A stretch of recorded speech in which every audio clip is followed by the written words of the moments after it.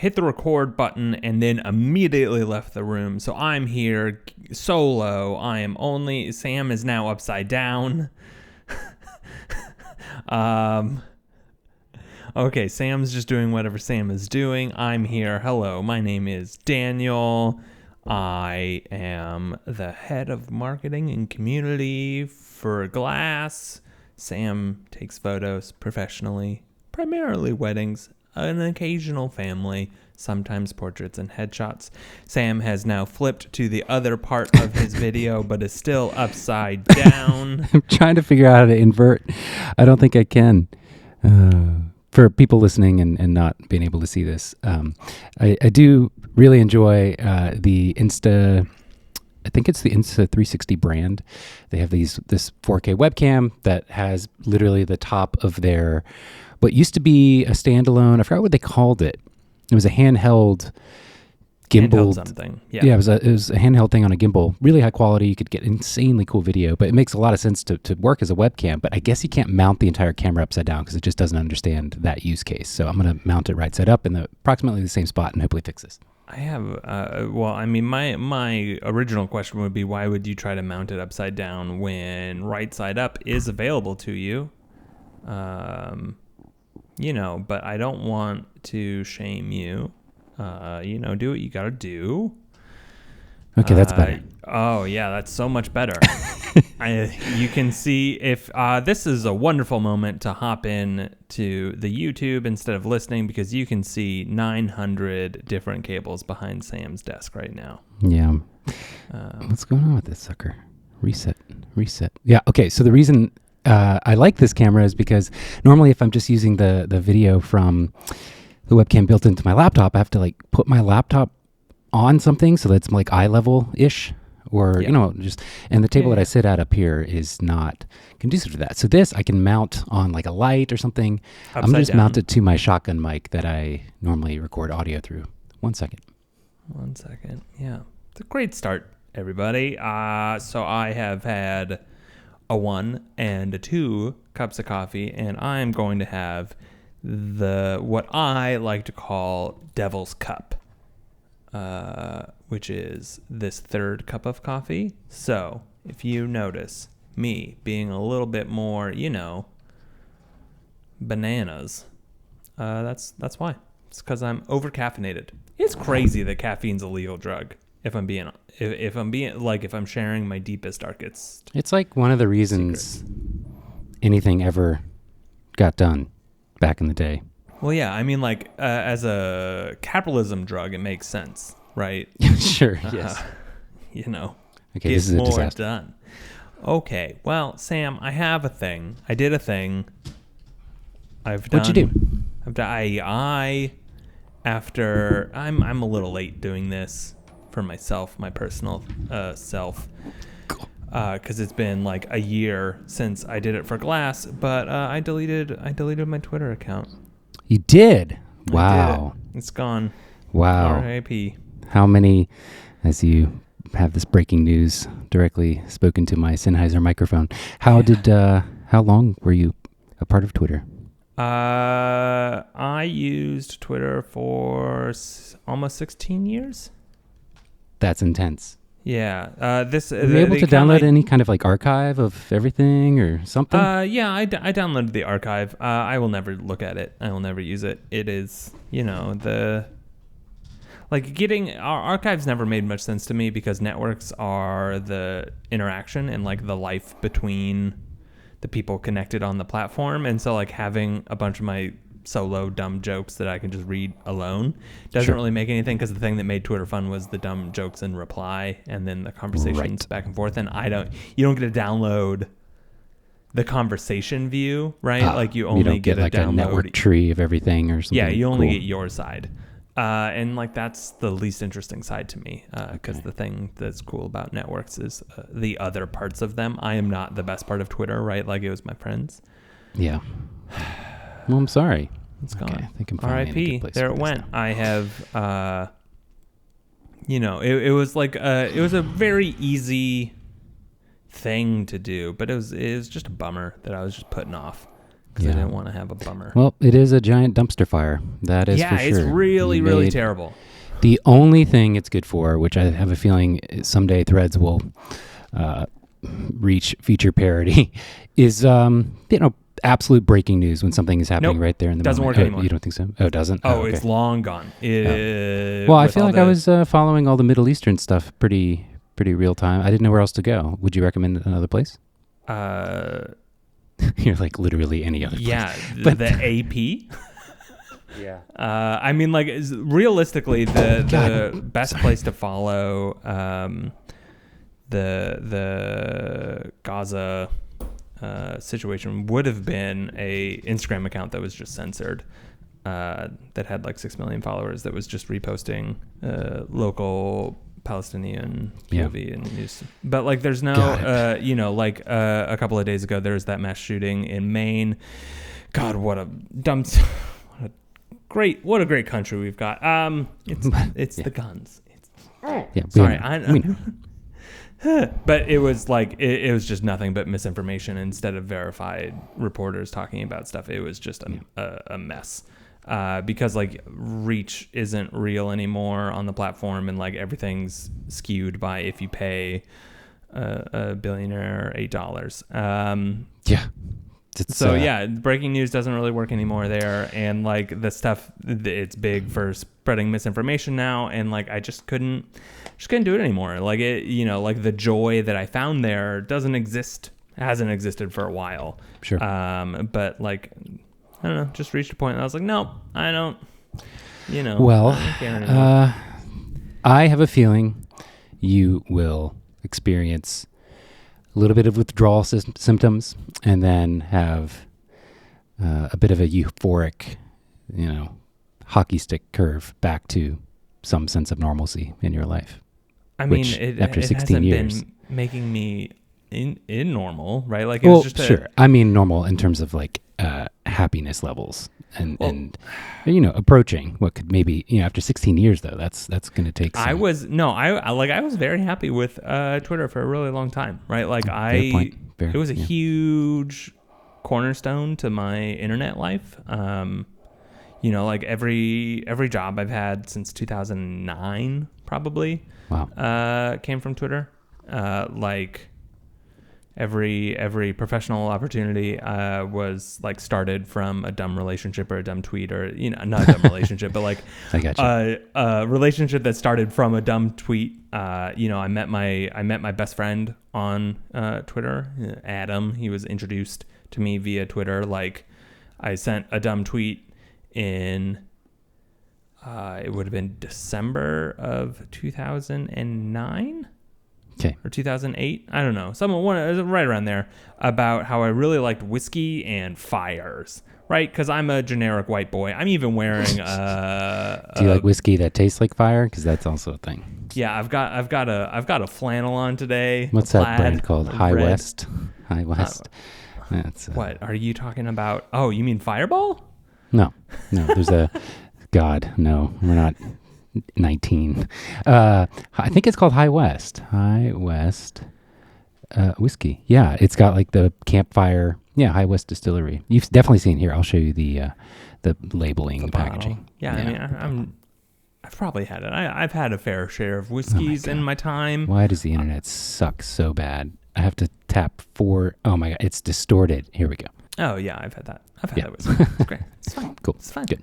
So I sent a tweet about how I loved whiskey and fire, because I was like on a beach drinking whiskey at a bonfire. It was cold. It was breezy. Everything was wonderful. I mean, everything wasn't wonderful. I was in like a very miserable dark spot. I had literally just been broken up with like the day before I sent that, which is why I was drinking whiskey, staring at a fire. And then a mutual friend of ours was like, "Oh my God, you like whiskey and fire? You'll love Adam." And they were right. Oh my God. I don't talk to I more or less stopped talking to that friend immediately after they introduced me to Adam, because I was like, well, thanks, Brian. Great job. I'm just going to talk to Adam forever now. And like that relationship was built entirely on Twitter, right? Like we spent a couple of months making dumb jokes, and then I met him at South by Southwest because he lived in Austin. Yeah. continued, right? So like Just it's not one of those that- internet. Yeah. I just got one you. of those internet Okay. things, So right? it was a positive life force. Yeah.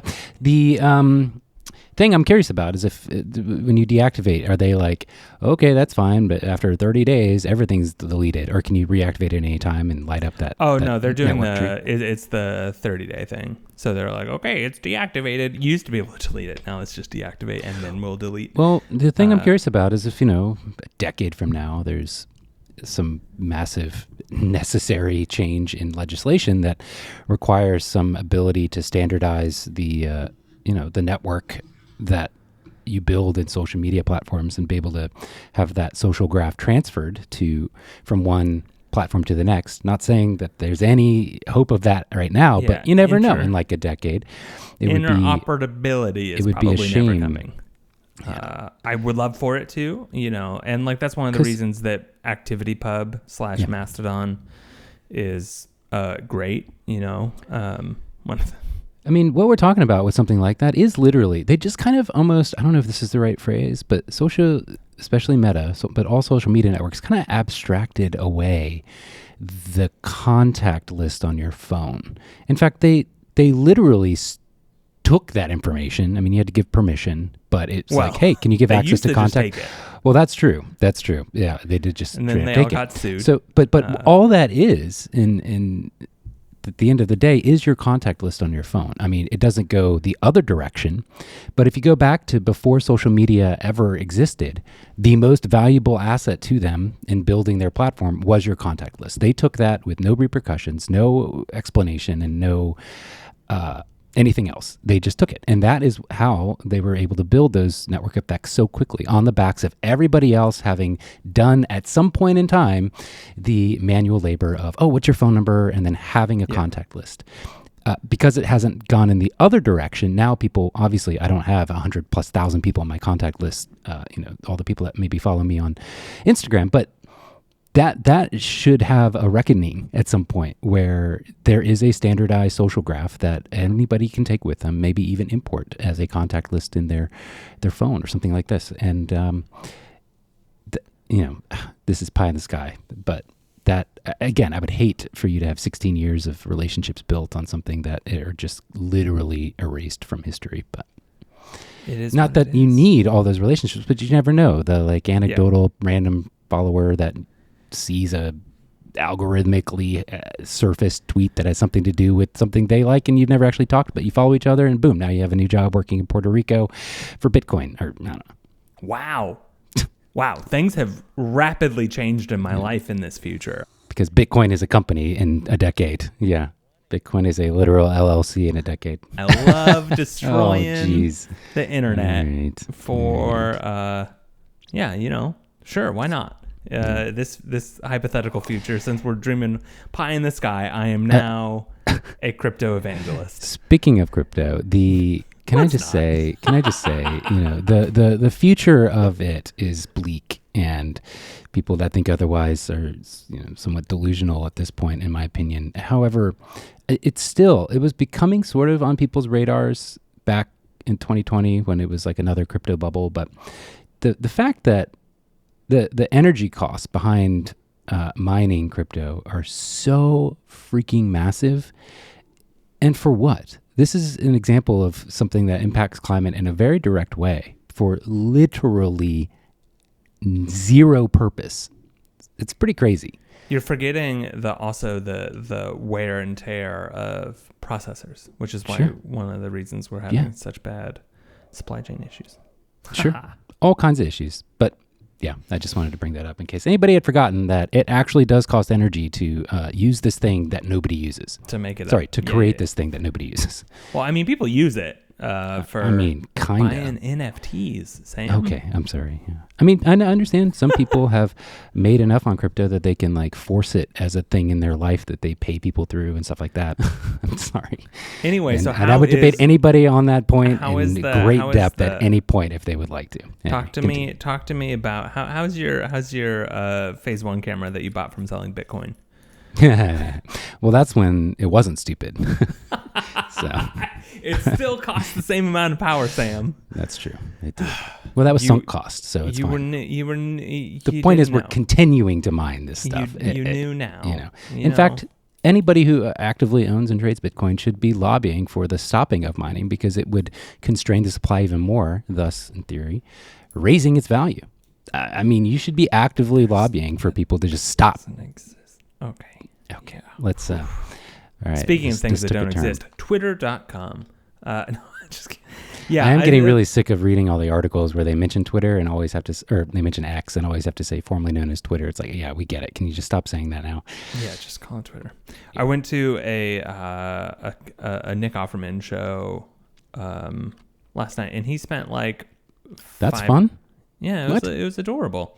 He's the best. It was a wonderful time, and he spent like 5 minutes talking about how he was going to call it Twitter forever. Okay. And I was like, "Good for you, buddy." Like literally Twitter forever? Or yeah, just he Twitter? was like, "No, it's called Twitter because why would you name?" And then he had like a nice little tangent about how, it's called Twitter. I just don't. If you ever the dream here, right? Like every dream of a brand forever is to create a new verb. Right? Mm-hmm. Like I'm going to Uber to the airport, or I'm going to tweet Google that. A thought, right? Yeah, like this is one reason Yahoo failed. Nobody wanted to say, yeah, I Yahoo'd that. Like, no, it's not going to. Well, I mean, there was also the like decade of mismanagement, of course. And but at its core. But no one wanted Yahoo. I mean, Yahoo's still a $1 billion I'm going to glass that right now. Thank you for reminding me. I need to do the ceremonial posting of a photo as we podcast. I would love a glass that just doesn't, Glass that has a ring to it. Yeah, sure. Glass that, Oh, I already did post one earlier today. So oh my God, you can post more than one. It's not a... Oh yeah, that's right. I can, and I won't be penalized. This is wonderful. No penalty here. I spent a long time yesterday talking to Tom about the upcoming multiple photographs per post. Carousel. Mm-hmm. We're not going to call it carousel. That's a terrible. Okay. Well, yeah. Fair. I mean, like what we talked about was the name. If we're going to call it sets, series, or collections. Collections is out. It's too long. Oh, that is a long word. It's a long word. Sounds nice, but I guess reading it does sound nice. Yeah, and but like it's probably if I had to guess, it's going to end up being series. You heard it here first. The guy who names the things is saying it's probably this name. But set is so nice because it's short. What is it? Set. That's just set. A little. Yeah. Sets but good. I'm pretty sure it's series. I'm pretty sure that's where we're landing because it'll sound encompassing of the options available. Now we just need to build it. I spent this morning obviously posting our previous podcast episode, but also trying to roll back Lightroom to version 12.5. Oh, did it work? Version 13. Uh-oh. So I've had a couple of weeks of busy work, which I've already started to flag and cull through and stuff. And you can easily enable write data to XMP files, which are the sidecar files that are alongside any raw file, which contain your edit data and stuff like that. But I wrote all the metadata essentially to the XMP files in the newest version, rolled it back to the older version, tried to sync my master folder files and realized, flags, whatever denotation and metadata stores the flag indicator, it's not in there. They don't support flagging in XMP data, which is silly. So I would have had to upgrade again, go back to all the images that I've already culled and flagged and like give them a color I haven't used, then downgrade again, then resync, then flag everything that I colored like purple or something. And I just don't want to. And I have to re-render all previews. So I'm just going to deal with the bugginess of 13 point whatever until they finally, they're going to have to fix it sometime. So I'm just going to have to wait. I don't know if they are. That's true. We did have that discussion just yesterday. You're right. And that might be on purpose. It may never happen. And, that's what you get for upgrading quick. Gotta upgrade. Well, I figured they'd have some self-awareness of the fact that it's October and photographers are busy, and maybe they should only release things that are a little bit more stable and but that is tested. naive. I know. It's okay. We'll get there one day. I would like to know how the metrics break down for Adobe and their photographer. Obviously, they put more emphasis on videographer, cinematographer type stuff in terms of their software prioritization. But it's not. There's got to be a ton of photographers, and of that set of photographers, I am curious how many spend the most money with them in terms of the genre that they shoot. It has to be mostly wedding photographers, but maybe not. There maybe are a lot there's of just types so of many. photographers. I know, but like the ones that are actually spending the higher, triple cloud package with Photoshop, Lightroom, and whatever else comes in, like the 3. I don't remember what I pay for. And then now they're going to be charging, I think, a certain number, or you have a limited number of generative fills that you can do. I know there's a ton of photographers, but as far as like one consolidated core genre, I feel like weddings must be really up there. I don't know, but maybe there's just enough hobbyists that also pay for the exact same features that only shoot, a couple hundred photos a year, and that's also a big part of their revenue. I don't know. Bingo. That's why I'm asking the question. That's why I'm curious. Professionals, by definition, never make up the whole core of a consumer product. True. Is what it is. True. I figured out how I can shoot a wedding with a GFX camera. I figured it out. I thought about it for half a second after you brought it up on our last recording. I thought about it, and I was like, haha, that's a good point. I should not shoot full size. You can just bin like half the information. You can shoot in a smaller. It'll give you a smaller size. Yes, of course. Yeah. Duh. Yeah. I would highly recommend that if you actually wanted to. The problem. 6,000. No, there's no problem. There's gonna be no problem here. No problem. I solved it. I was gonna say the problem is still autofocus, but not if perhaps you were upgraded to the version is good 2. Now. Yeah, I haven't tried it. I haven't either. I'm keeping my eye. In fact, I'm going to Google right now what the rumors are for the new 907X50C2 camera body. It's never coming. They released the same sensor on the CFV2 50C. So I think the 907X. I don't know how it did in sales, but it's just such a pretty camera. Yeah, I'm pretty sure that was just version. the fun one-off. Pretty. But they built such an ecosystem around it. It's got like the grip and all the modularity of it. They definitely should release a new back. Yeah, probably. But now that you say CFV2 50C features. Wait a second. It's wild that they only have the 50C version and not 100C. That they don't have the 102 megapixel sensor for the digital back. I don't think Hasselblad is getting quite the revenue that Fuji is. I don't. Right, but they're doing they're selling and just released the 2XD or the X2D. Oh, really? The new version of their medium format. It's a great time to be a medium format camera photographer, except that it still costs $10,000. That part still sucks. That's not great. It's expensive. When I sell every piece of gear I own and I'm like, haha, I can afford one camera body and one lens. It's not great. No, it's not. You could rent something. I don't know how you feel about renting. I've always felt like it's just it's so much money that it disappears into the world. It costs so much money to rent a good camera for like 3 days. Yep. Right, like $500 to rent a camera for 3 days. It's like, okay, well, maybe I should just buy the camera. You know? Yeah, you're going to be making. If you get momentum, you're going to be making some money that pays more than pays for it past a couple of shoots. That's accurate. If you're in a tight pinch, something got stolen or completely broken, or you really want to just test something before sinking a ton of money into it, that is where renting, I think, really hits its stride. But yeah, it's interesting. Okay, I have it's up to almost 150 comments now in the wedding photography subreddit. It's an interesting thread I figured we could bring up. Yeah, hit me. Ready for it? Yeah. Why does Nikon get so much hate? That is a great question. It is. So we have we have a contractor we've been working with, and they shoot Nikon. And so calling Nikon a potato has re-entered my lexicon as a little joke. Like ribbon him. Okay. But like I don't actually agree with that. I think Nikon cameras are amazing, and I think their colors are wonderful, and I think the autofocus slaps. So like I never understood. I also don't understand here. Haha. This is how I view it. I think Nikon gets too much hate, and I think Canon gets too much love. Yeah, I think they're identical. I think they're the same. I think that they are both really, really good at making cameras, and that there are different things about them that are great. You know, shout out to the iPod click wheel that Canon stole for the back of their camera. Yes, excellent. Best thing that ever. Was cool. Yeah, really was. Yeah, so this is something that took me a while to realize. Just one component of all this. First of all, it's a tricky question because it's almost like a relative thing based on where you're at in time with the camera that you own.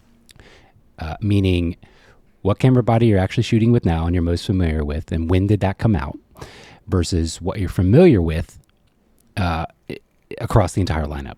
So your opinion is going to be shaped pretty heavily by both of those factors. And most people are kind of a blend and a mix of time periods where they have maybe the newest camera that is amazing and Nikon is caught up on autofocus, but they're arguing with somebody whose last attempt to use it was 2020 when they hadn't really caught up yet on autofocus. And so they're arguing back and forth, and it just creates this, internet thread of stuff that happens all the time.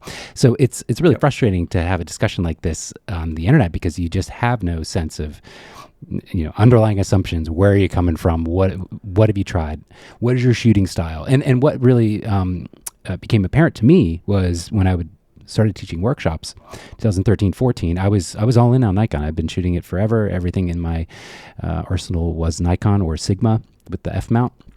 And everything was optimized for Nikon. And it took me forever to realize why people would shoot the way that they shoot in terms of like focus modes or where they have their starting autofocus point.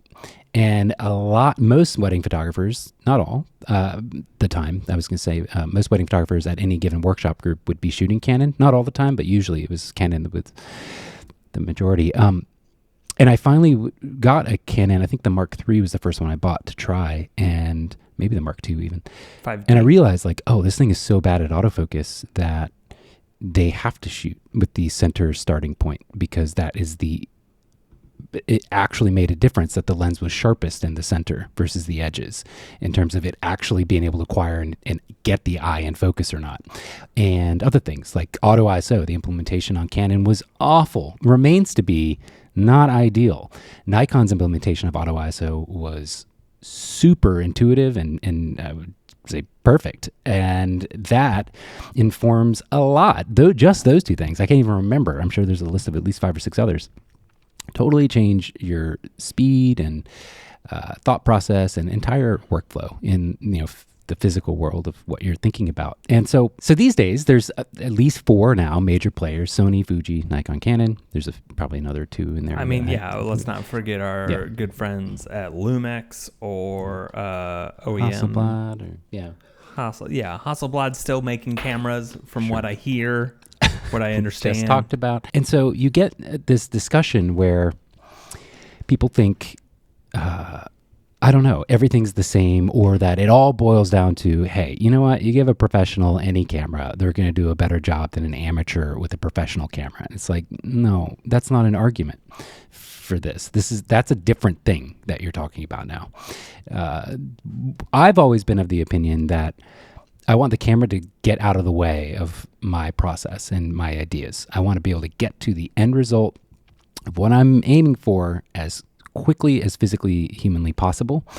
And, not all cameras are going to enable that. And not all cameras should. Some photographers don't think and work in that way. They want something that purposely slows them down. I think it's also a different type of work, right? Because like the work that you make with... sorry, I know you literally just said it, but it's the dumbest name in the world. The Hasselblad 907 X50C. X50C. See that? Mm-hmm. One thing I will say that I love about the Nikon Canon wars, I briefly want to get this before we dive in back to the Hasselblad thing, is I am thrilled with mirrorless cameras that they stopped trying to use the same letters. Because for like the first 6 years of digital cameras, it was Nikon 80D or 90D or D5, and they or five. Yeah. D5. So if you switched from Nikon's consumer to pro cameras, it switched to the side that the number was on. And then for Canon, it was always the 20D. No, I think Nikon always started with D. It was like the D90, D850, D5. I don't know about their prosumer or their consumer. D90. Yeah. But it doesn't matter because it's still confusing. Because Nikon goes... No, it was 90D, D90. Wait, why is it showing 90D me different? Is, I think, 90D Canon. is Canon. Yeah. You're right. So they flip themselves. And then Canon goes lower number, better body. Nikon goes higher number, better body. So the D1 was the first, the D2, D3, D4, D5. Like, and God bless Sony for just rolling in and being like, hi, we're A and the letter 7 everywhere. Yeah. Don't know why we have numbers, all these numbers. I mean, it's basically, it makes that much sense to be calling the numbers a letter. It is infuriating. I agree. Yeah, they're all over the place. I wish they could have reached a standardized letter combo of some kind, and then just the year, just 2023, just like car models. This is the Sony phones, 2023, right? Sony R 2023. I mean, it took Apple until the iPhone X to really get. I mean, X itself was kind of silly, but the iPhone 11, I think, and then X was the also Pro and non-Pro 10. was. I know, but it was still weird. But it was cool. I mean, it was a Mac OS X kind of whatever. I still remember, by the way, slight side story, walking around before my workshop at night in Germany the night before, listening to Daring Fireball podcast with John Gruber. It had been a while since you had mentioned John Gruber. That's nice. And I remember the rumors are coming out that the next iPhone is going to be a radical redesign with no home button. And they're going to have the starting price be like $1,200. And it was so controversial because at that point, I think that one of the more expensive iPhones, or maybe the starting price was like $500, something like that. It was and I remember lower, thinking, wow, yeah, Apple is full of geniuses. Like that is they know what they have. No, I'm serious. I was like, that is the move. Yeah. And they pulled it off. Anyway, it took them a while even to figure out the pro versus non-pro, and it's annoying that they keep kind of getting these weird here's the mini, but we're still going to kill it type of they experiments. Bring back a normal sized phone once every 5 years as a little treat. Here's the thing: at the end of the day, it's confusing, and people get into these cycles of arguing based on their own personal perspective and their own personal perspective, meaning their preference of how they shoot. And their own kind of where they're at in terms of the knowledge set of what they've tried and what they haven't tried. It's, in my opinion, unfortunate also that people forget relative options on the market from other things. Like when the Canon EOS R came out, they launched that thing with the 50 1.2 L lens, the Pro lens, and the 28-70. And I think they had another one pre-announced in the pipeline. Nikon, so that was to me a clear signal as somebody who's looking to buy this thing that they're going to at least at some point really commit and have a pro body to go along with those lenses. Nikon released with a bunch of 1.8 lenses that were not great on that original mount. And the camera bodies themselves were, sorry, are you laughing because 1.8 is not good enough? You just, I got that. I need that point. I mean, I agree. I also need that 0.6. But it's if nothing else, it's a signal of but here's the thing: in the mirrorless world, acquiring autofocus was way. It was way more important to have as much light coming into the lens as possible. So not even if you don't shoot at 1.2, when you're acquiring autofocus, it opens the lens up to let in as much light as possible, get focus, and then it'll stop back down. So having a 1.2, even if you shoot at f2 the entire time, is worth it in the mirrorless world. TIL. That's today I learned. 100%. So for me, Nikon really missed the mark for years and years and years. And yes, they have caught up now, but that deserves a certain period of time where they should get some, quote, hate. And it's just the way that it is. I'm sorry. And people get so, I don't want to say possessive, self-conscious. We've talked about this before, actually. Now that it's coming back to me when we were talking about the Z9 when I had it in May. People get so self-conscious about having spent thousands of dollars on something, and then to hear somebody say, oh, you made a bad choice, feels icky. I get it. Yeah. but you shouldn't let that affect you. You should do what you can with what you have until you can afford the next thing. Well, sure, but there's that's always easier said than done. Even if you made the right choice at the time and bought the absolute best camera for you that was on the market at that time, in 6 months, it's not going to matter anyway, because it's a constantly moving target. So you just kind of have to settle and not worry too much. But I agree, Nikon gets way too much hate because they made vastly superior cameras in terms of autofocus capability compared to pretty much anything else on the market for most of the 2010s. And it was just their lenses that kind of didn't. Canon had more, I would say, a more resonant style with the way that their lenses rendered things, with beautiful flare and beautiful bokeh. And they had the 1.2, which, once you get to those differences, 1.2 versus 1.4 or like a 0.95, it doesn't sound like much, but it's a lot more light and it's a lot more shallow depth of field. So anyway, it's Canon, I think, really won out consistently and made up for the fact that they had lacking bodies by having such beautiful lenses. And Nikon was on the other side of that. They had the beautiful bodies, but it's like, which do you prioritize first? That's a hard thing, the chicken or the egg kind of thing. Do you need the better body with the worst lens or the worst lens with the better body? It's a tough call to make. We also tie a lot of our own like self-worth and professional career to milestones, right? And like upgrading to your first huge camera system is part of that milestone, right? Very true. It's going from a crop sensor to a full frame, or a full frame to a medium format, or from shooting Fuji to Leica, or Leica to medium format Fuji, or like these like bounces are like also personal milestones that we ascribe a lot of value to. And then it's really hard not to personalize the statement of Nikon is a potato, right? If what is that trying to say? I don't quite understand that phrase. Well, it's just never hitting focus. It's an internet. It's a long internet joke. I want to say it was a tweet. It might have been a Tumblr post, but it was like a really grainy, scratchy photo of something, like just a really pixelated bad photo. And the joke was, what was this taken with? A potato? And then someone was like, hey, a Nikon, hey, or a Canon or whatever. But it's just this was taken with a potato is like the idea that it's just really low quality. And, no potatoes here. I switched to Nikon from Canon because I used the Nikon D810 I rented it for a trip to Guatemala, but I got it for free. I know I just 20 minutes ago was doing a little bit of shit talking about how expensive renting is, and then am now telling a story about the only time I've actually ever rented a camera. I got it for free because it was for a medical nonprofit and we were doing good. Cool. Nice. And so they sent me, the 24-70 and the D810, and I was like, this is amazing. I asked for the Mach, the 5D Mach 2 and the 24-70 Canon because I was a Canon shooter. I knew Canon. And Nikon's a potato. And they're like, we don't have that for the days you're available and you're leaving in 4 days. We can send you the Nikon one though. And I was like, yeah, sure, let's do that. Because I would rather have this nicer full frame camera than my cropped sensor that I was shooting with at the time. And then I fell madly in love because those colors are bonkers, right?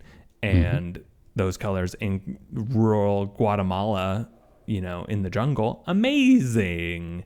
And so then I came home and then I figured out how to buy one and bought one. You know what I've always been kind of surprised about? I guess maybe this would give too much away in terms of behind the scenes, but when people get really excited about certain brands, they do tend to mention the colors, and even within a singular brand itself, from one sensor to the next, and sometimes even the same sensor from one body to the next, they tend to shift and tinker with the colors from one to the next. This is about how you hate the Z8 colors. Well, what I was going to say is, I don't know why they don't include a really cool standardized for that brand, booklet of what changes they've made in colors, where it's the same paper with the same picture, but you can see like this is a photo from the D4, this is a photo from the D5, and make it like very not to show off the dynamic range or the noise stuff. That stuff is way easier to see and judge kind of clinically by side-by-side comparisons. Colors are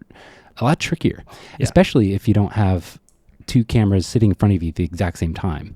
It's just tough because with two cameras in front of you, you could take the exact same photo and then compare colors.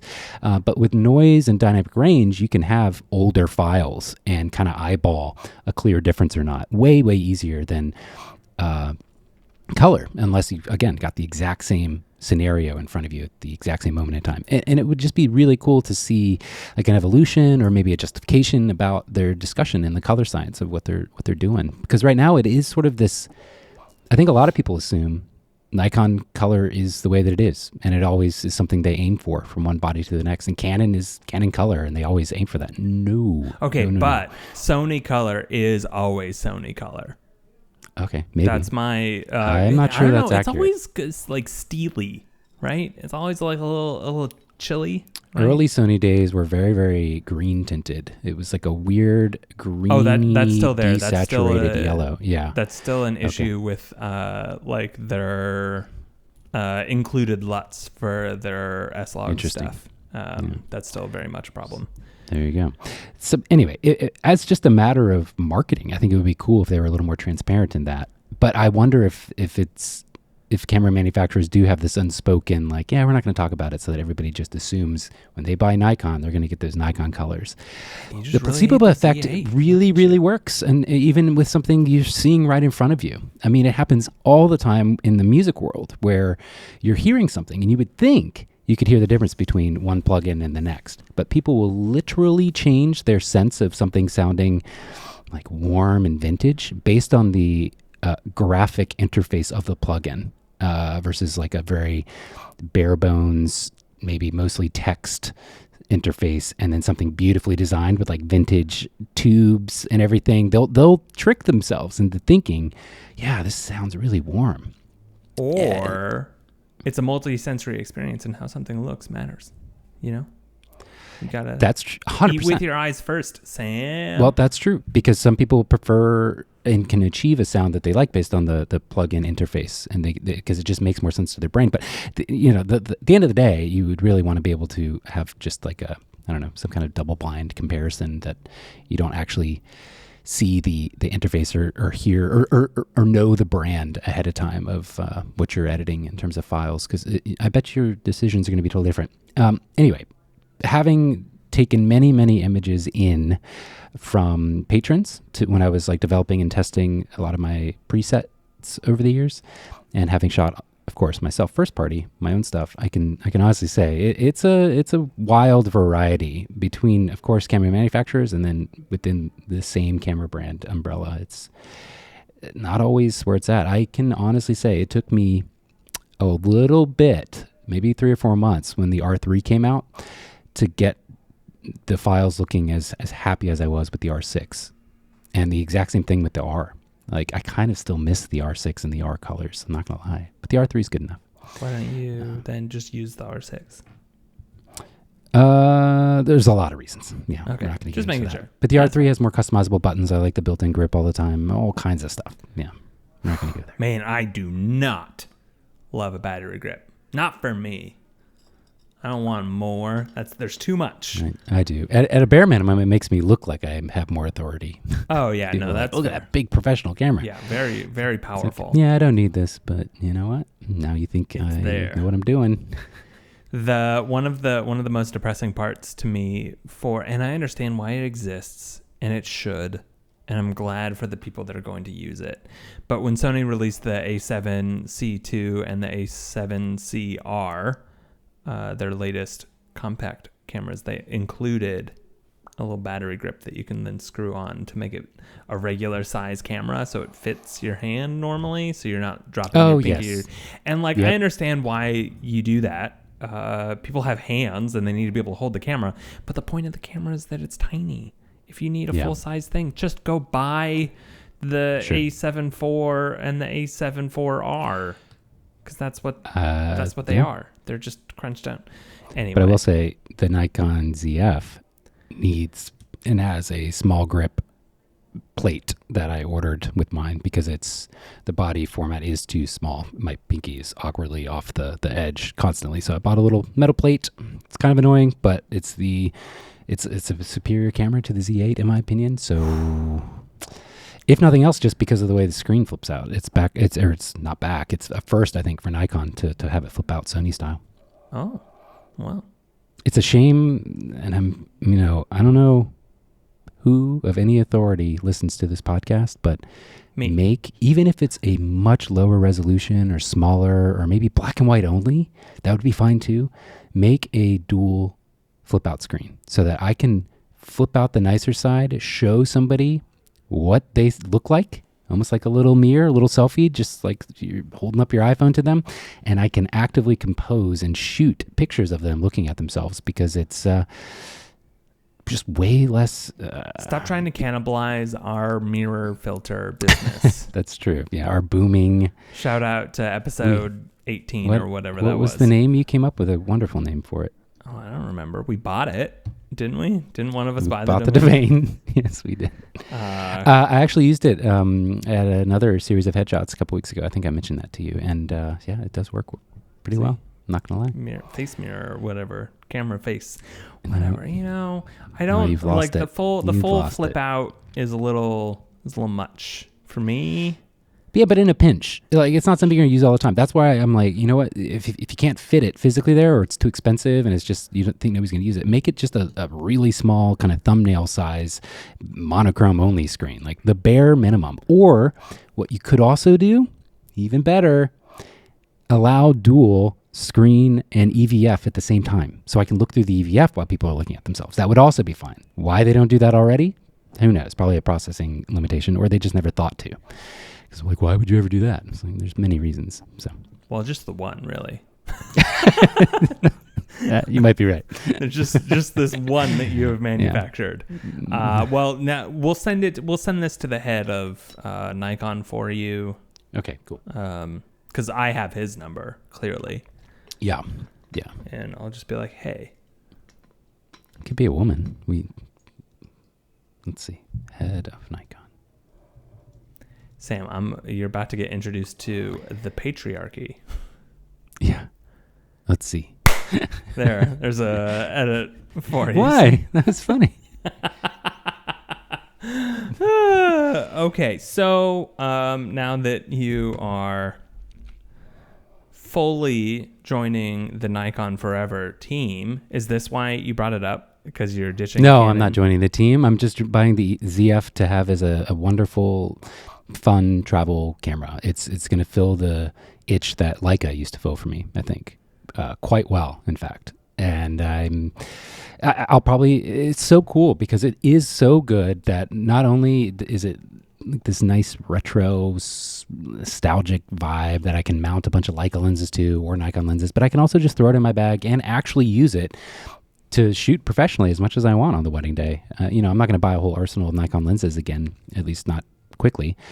It's just, I'll probably sell it if Canon does the same thing. I would be shocked if this doesn't spark an entire wave of like a Canon AE1 style. God, I would. The innards of oh man, yeah. A Canon AE. I don't know what manufacturers are thinking. Like, do they really not realize there's a market for this? Like, you could take the exact same innards and put it in that styling, and it would fly off the shelves. Yeah. I'm sure it's harder to make. I would buy that for my father immediately because he shot with a AE1 forever as a photojournalist, and that's the first camera I used. Nice. Why I was in love with, Canon for so long. It's because it started with one of the things I've thought about, though, more recently, I don't know if you remembered this, but there was oh yeah, of course you remember it. It was, I'm pretty sure, Fukushima, or if it wasn't the tsunami from that, it was a tsunami that like wiped out a bunch of, or flooded at least, I don't know if it totally wiped them out, but flooded a bunch of Canon's manufacturing plants, and it like caused a lot of delays. Yeah, that would have to have been Fukushima. There have not been many tsunamis. Okay. As of late. And I wonder what the decade later effects of that maybe still are in terms of timelines of when they've wanted to do things, or in terms of building out flexibility to experiment and make random models of cameras that they just want to put into the market the way Nikon is doing with this ZF or the back then DF. I do wonder. I only recall Canon being the one kind of in the articles as having been affected, but maybe all of them were, and Canon just doesn't care. Or maybe it has nothing to do with it, and they don't care at all about maybe looking Canon back. just doesn't want nostalgia.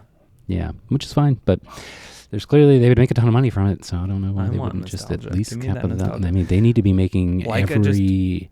Did the M6 again? Hello, we're making the M6s new. That's we're all. That's literally just the same camera though, but nostalgia. It's great. Still, and all of these manufacturers need to be doing whatever they can to stay relevant and alive. As did you Apple see the M11P came out yesterday, 2 days ago? Mm-mm. Oh, so hello, breaking news for Sam. Here it comes. The M11P came out, but they have $9,100. That's not the well. I mean, that is an important part of that. Is too much money for me. I know that statement right there is going to get me an email from someone being like, "You've spent 3 weeks talking about how you're going to buy a $7,500 camera. Shut up, Daniel." I'll be like, "That's a fair point." But they have a authentic or like this was created by a human. Like a anti-AI thing confirmed, a certified, like a technology type thing built into it. What? Yeah. Like it flags metadata with a photo? Yeah. It's like or it flags the photo with, content credentials. But that's the interesting. Phrase. Yeah. So issued by Adobe Inc. This combines multiple pieces of content. At least one was generated with an AI tool. Wow. Cool. Well, you should probably, instead of mumbling that, just read it because well, it's kind of hard to read. Okay, it says so. Well, I mean, it's like grainy and small. This is like a low-res thumbnail on their marketing stuff. So, okay, I'm just looking at. I don't know what app this is even in, but it's just a thumbnail. I'm sure there's a paragraph I could read. It's just like this little floating over the image. You can tap it. It has the CR icon. You click into it. Content credentials issued by Adobe Inc. October 23rd, 2023. This image combines multiple pieces of content. At least one was generated with an AI tool. Produced by Colleen Josie, I don't know, caption, New York Skyline, Photoshop, blah, blah, blah. Device used Leica M11-2. Okay, so that's interesting. Let's see what they say about it. The M11 is the world's first camera to feature Content Authenticity Initiative, CAI technology. The Content Authenticity Initiative is a collaborative effort initiated by Adobe in partnership with various other organizations, including the New York Times and Leica. Its primary goal is to develop a standard for digital content attribution. Wow, that's great. Yep. In the M11P, this technology shows up as a Leica credentials. By using a secure processing chip, this will encrypt image metadata at the point of capture. This information can then be independently verified and even appended to when using compatible applications such as Photoshop. Viewers can then verify and aim. Blah, blah, blah, blah, blah. Okay, that's cool. Now I'm curious. I'm confused. How does that work? How is it saying in content credentials that at least this image combines multiple pieces of content? At least one was generated with an AI tool. How does it know that part of the workflow? I could understand it saying it's been modified from its original capture, but how does it know that an image? Well, if it was edited with Adobe's tools, then Adobe would embed that as it was sense. Being done. Makes created. sense. So But you can strip that away, I'm sure. But I guess if you were trying to, submit an image to the New York Times, they could have a standard that demanded to see the authenticity. Yeah, you could. That's I cool. mean, like when you're submitting to the New York Times, you're editing nothing. You're given direct raw files, and they're just maybe I don't know. Yeah. Oh no, they like photojournalists can only submit like raw files and adjust like exposure. That's what I mean. Yeah. You would be adjusting exposure. So that's where my next question was going to be, is the toning and white balance and gradients and editing up until now, which is not fundamentally changing and moving pixels around. But it is changing the look of something. And if it's going to detect for that and explicitly say that instead of at least one was something could have been AI generated here. It's like, okay. And then if I used Imagine AI to edit it, is it going to say this could have been edited with AI? And it's like, well, that's not the same thing. Well, I think that the intended use case of authenticating newsworthy images Agreed. versus Yeah, right. wedding photos are different. The problem with that is that there's literally no news person using a Leica M11P rangefinder camera for their stories. That is right now. But in the future, it's cool. When it's built into more cameras. Really impressed with that. That's so cool. And it's nice that Adobe is aware. Yeah, Adobe being a big part of it is a thing that gives me hope that it's going to have legs. I also liked their approach. I mean, as much as you might hate the generative stuff, it's nice that they're using their stock license thing. They're not scraping the entire internet of images the way something like some other ones have. Midjourney did, or DALL-E did, or they all did. Don't love that. One of my friends who's an author recently found that two of their books were in the illegally scraped data. So now they're like, oh, cool. Do I get to join a class action lawsuit? Hooray. And get half a penny after the lawyers that bring the suit. Yeah. Great. Once. Well, I did hear an interview with an AI expert of some kind. I can't remember who did say, like, maybe it was even Sam Altman. I think it was from OpenAI. And he did mention the possible future of universal basic income type of formula where if your content was included in something, you did get a meaningful slice of the revenue. I'm gonna go rogue here and share a very strong opinion. Sam Altman's full of shit. He is a known lying piece of trash. Oh, okay. I didn't know that. Yeah, that's too bad. He's not great. He's gonna lie and steal as much as he can to continue to make him and his friends billionaires because that's his job. Okay. Sounds like a CEO then. Yeah. Well, nice knowing you. Yeah, and with that positive ending. For the person who remembered that I was about to say something about Sam's Hasselblad 907CXD74Q 907X50C at the 15-minute mark, and then I never did, it was because I didn't forget about it. I just didn't say it because it didn't come back up. But here we go. We're finishing it. We're wrapping it up. That's a better ending than. It's actually a wonderful ending. I have one up on you. It's going to be 85 degrees tomorrow. That's a terrible. That is a terrible ending. Hey, we cooked the planet. We're all going to die from climate disaster. I know.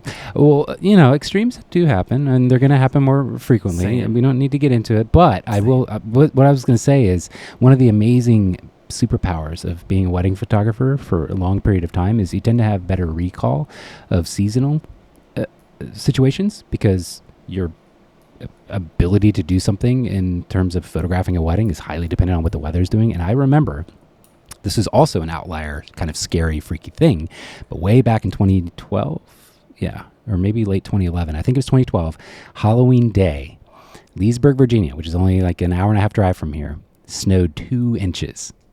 On this random wedding day. It was wild. And it was so fun to photograph because it was fall leaves, orange leaves, with a blanket of white fluffy snow. That part sounds great. But there being a random snow at the end of October is normal.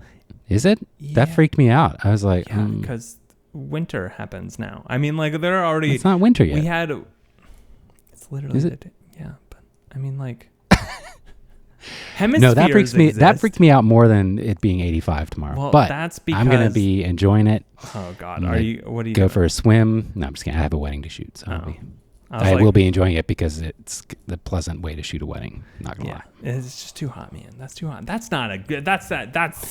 I'm glad I found a way to be you being. Our next episode, let's debate what weather is ideal to shoot a wedding in. That's going to go smoothly. Yeah.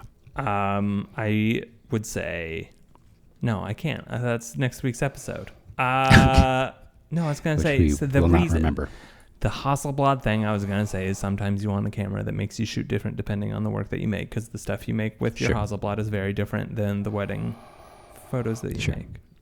I'm very excited for you to see the Tools. Nikon ZF. I still don't have it yet. I'm not sure when it's shipping, but as soon as it arrives, I will Yeah, hop ferry it over, and you on can over. take a stroll with it. That's exciting. Can't wait. All right. Well, Okay. Sam, I appreciate Appreciate you. 1, 2, 3, 4.